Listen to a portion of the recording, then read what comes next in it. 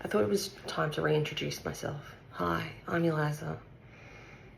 I'm a person who is someone who wants to achieve a lot in their life, but recently I was diagnosed with a disease that only approximately 800-ish, 1,000-ish people in the world have, called Seronegative Stiff Person Syndrome. The disease itself is not fatal, but I was told by my doctors yesterday that they are at the limits of what they can do in terms of treatment and pain control. And while the disease itself may not be fatal, the pain control and the treatments for it could kill me at any moment. So I guess what I'm doing is reintroducing myself to say I'm putting together a series of my life for my children, just in case something happens or when something happens. So they know what has happened to me and why it has happened to me. And I want to take everyone else along the path of what rare disease means, what it is, why I got here, why I was diagnosed so late. Because technically I have late stage seronegative stiff person syndrome. And that sounds scary because when you think of late stage in terms of cancer, it means, well, it's spread a lot. But in terms of my disease, it means that I've got the most extreme symptoms from it, for fractures and internal bleeding and the like.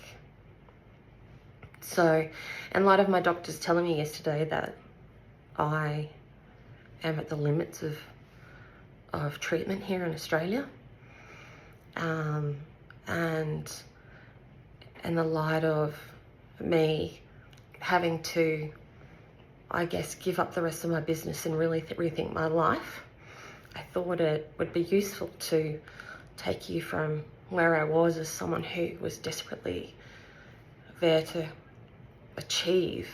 I had a Fulbright scholarship, I have a PhD, and how I've gone from that to this and how I will manage in the future with treatment, on and off my ketamine pumps here. I call Pumpelstiltskin. And I don't know how I'm going to manage the rest of my life, but I'm going to film myself when I can. Won't be every day. Some days it'll be really short, some days it'll be longer.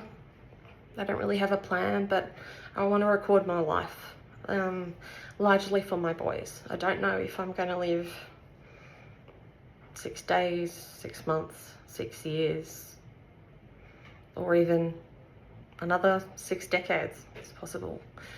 But right now my doctors, a team of doctors are deciding what my future looks like in terms of treatment. I'm not allowed into that meeting. My pain specialist is there to advocate for me, but apart from that, I don't really have a say. I guess the next part of this video will be what my first round of treatment was like. They're doing this discussion video after my first round of treatment. And then I'll look a bit back into my life and what it's been like and what that all means. So I would really appreciate you rejoining me on this journey. Feel free to share. I'm here to advocate really for people in pain, women, mothers, people who have been ignored by the medical system and said that what you have is not possible. One of the doctors in the meeting that's happening right now once said to me, "It's not possible that you have that. You'd be too unlucky. It's too statistically unlikely." So I don't know whether he's going to come back with, again, this is too rare, too unreal. But I hope that you do take the time to join me and listen to me and other pain patients, rather giving this TikTok-ish version of what being a patient is really like by dancing around and pretending to be well. I'm going to take you through the best and the worst of what has happened to me, like with videos of me at the highs and lows of ketamine treatment.